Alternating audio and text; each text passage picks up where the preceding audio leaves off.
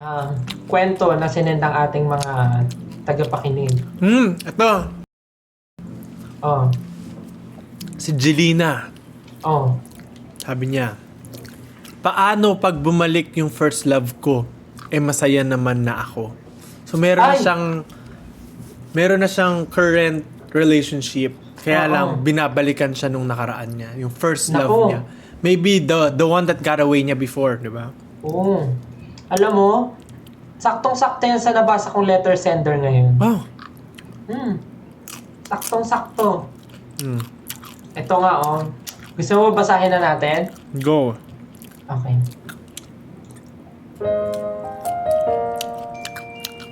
Covers PH.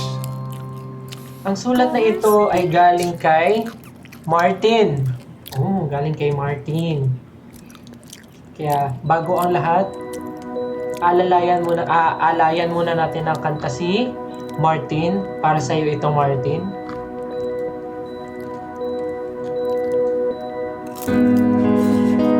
Wow. Para sa iyo ito, Martin.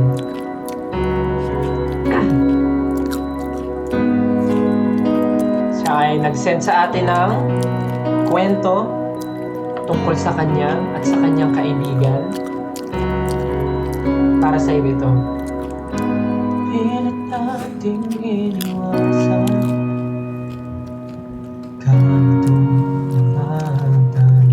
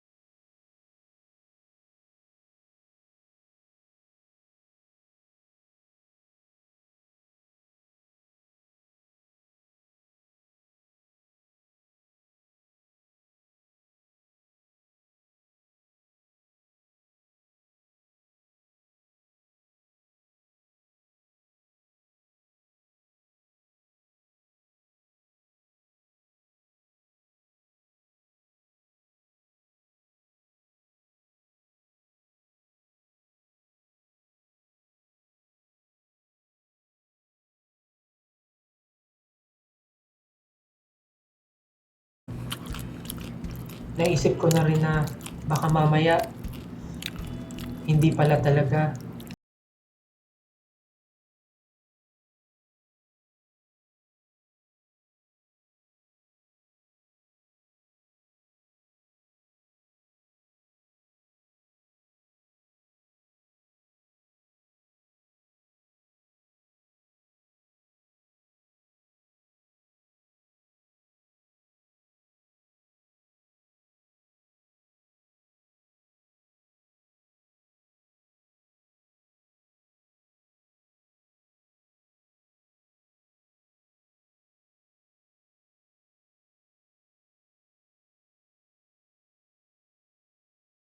Baka kaya pa namin pag-usapan.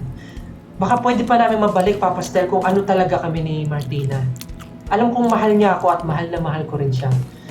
Ngunit nung isang araw, Papastel, nung ako'y pumunta sa kanila, nakita ko na si Martina pala ay meron ng bagong boyfriend. At nakita ko yun, Papastel, sa aking dalawang mga mata. Ang boyfriend niya pala ay ang aking matalik na kaibigan na si John. Hindi ko lubos maisip, Papa Stel, na napakabilis niyang mapalitan ng isang tulad ko. Siguro nga, hindi siya masaya sa akin, or baka hindi talaga akong pinagtadhana. Kaya nasabi ko na lang na baka hindi na tayo pwede. Kaya pangarap ko na sana'y maging masaya sila dahil narito lang ako palagi para suportahan siya. Kahit na hindi na kami pwede, Papa Stel.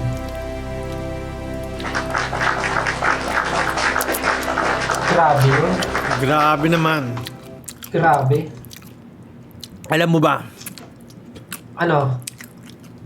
ang apelido niyan, De Jesus, di ba? Si Martin De Jesus. Oh. Kakilala ko yan eh. Ah, talaga?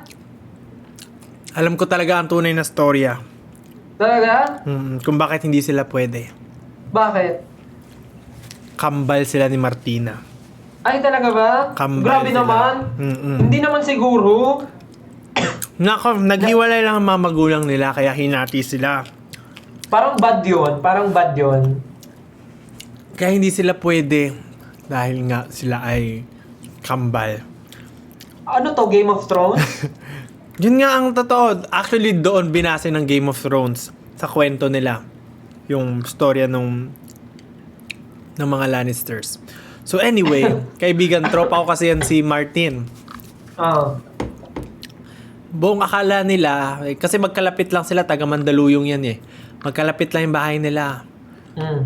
As all this time, akala nila meant to be sila. Kasi sabi nga nila, ay, di ba sabi-sabi na pag laging magkasama, pag magkakatuluyan kayo, pag magkamukha kayo, ganyan. Nagiging magkamukha na kayo pag lagi kayong, pag meant to be talaga kayo. Tapos sabi nila, ay, pares pa yung pangalan natin. Ganun ba yun? Di nila alam, kambal pala sila. Kaya, ginawa ni Martina, ayun na nga, sinubukan niyang malimutan si Martin lahat ng good memories nila together. Kaya, minahal niya si John. Ngayon, actually, ang biktima dito si John. Kasi pinilit lang siyang gustuhin ni Martina, pero wala talagang love for John. Ginagamit lang siya para makalimutan talaga si Martin at lahat ng nakaraan. So, ayun. Iba kasing apelido ginagamit ni Martina, yung sa nanay. Kasi ang kasama niya yung nanay nila. Ayun ang tulad ng story. Parang very wrong naman yung ginawa ng ating letter sender. Yeah. Hindi naman nila alam and wala namang intimate na nangyari sa kanila. Kumbaga, they just loved each other. Siguro, akala nila it's the love na for relationship. Pero, it's for pala, yung, bugso ng dugo na pagmamahal sa iyong kapatid. Ayun.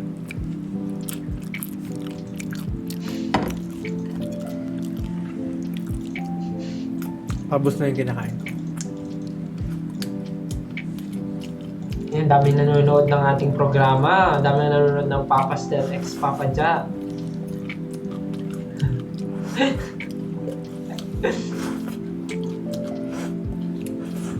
Sarap.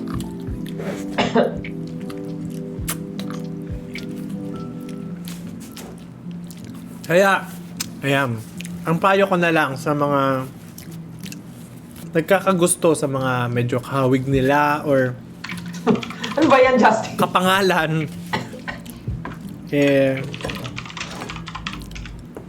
muna is, syempre, in general naman, aalamin muna natin yung background ng tao, diba?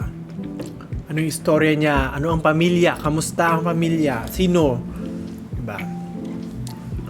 Nang sa ganun alam natin at buong puso nating tatanggapin ang tao ng ang katauhan ng minamahal natin.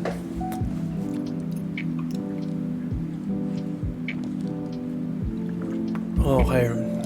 Kaya Martin, ayan,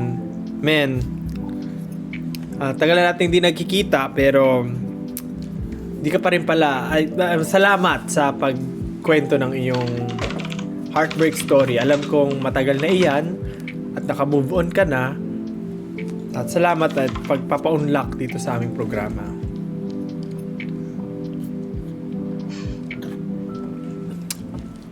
Okay. Okay, Ano naman? dumako na tayo sa ating next story. Ready na ba? Sige. Ako lagi naman akong handa para sa mga payo sa buhay. Okay.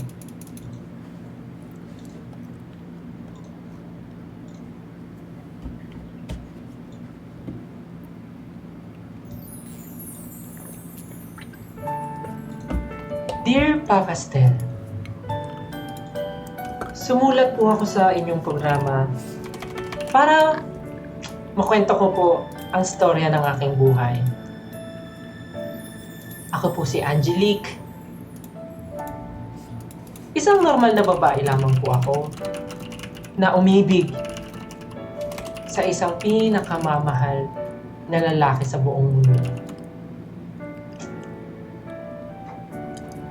Hindi ko po alam kung paano nagsimula ang love story namin, Papa Stel. Pero nung nakilala ko talaga si Louie, nagbago ang mundo ko. Nung una ko siyang makita, ganito na agad ang sinabi niya sa akin kahit hindi kami magkakilala. Miss! Excuse me lang po, miss! Ano ba yan, kuya? Pasensya na, miss. Di po kasi kita nakita eh. Kuya naman, nakakainis ka eh. Kita mo nakaputi ako oh. Ganon nagsimula ang love story namin ni Louie. Nung una akala ko, maiinis ako sa kanya. Pero, parang may gayuma ata tong si Louie at nabigla na lang ako at nadala ako sa mga matamis niyang mga salita at sa kanyang mga tingin sa akin. Nagulat na lang ako na naging magkaibigan kami at sa kinatagalan ay bigla na lang akong tinanong ni Louie. Angelique, ito seryosong tanong. Pwede ba manligaw? Ano ka ba, Louie? Seryoso ka ba? Magkaibigan lang tayo pero bakit naman ganyan? Nagulat na lang ako nang umamin sa akin si Louie.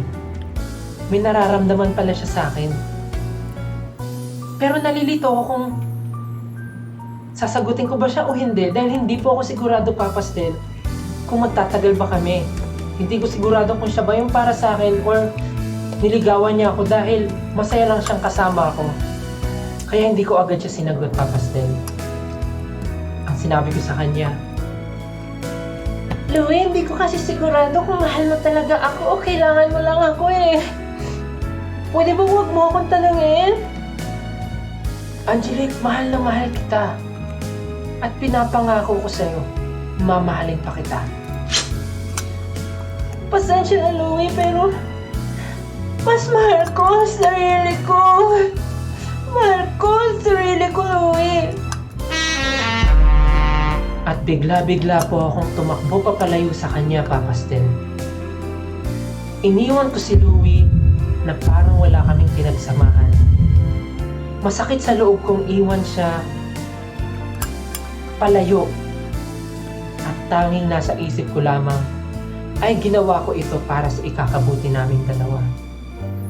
Kaya naman, kung nasan man siya ngayon, pasensya na mahal kita, Louie.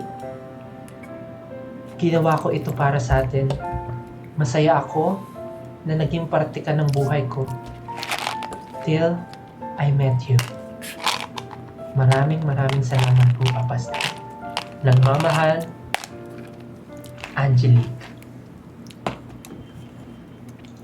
Yun ang story ni Angelique. Yun. Ang tawag kay Angelique ay...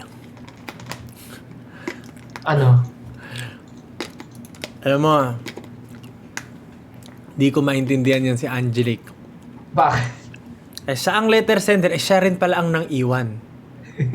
Di niya kasi Sira alam ulo kung pala ano. siya. Di niya kasi alam anong gagawin niya.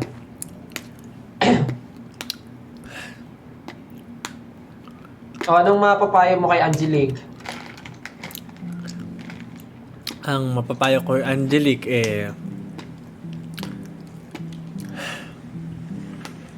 wala akong masabi. Ano yun?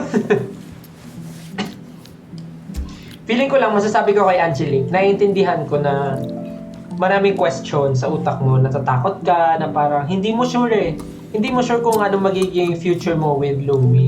Pero, di ba may kasabihan tayo, you'll never know until you try. Di ba?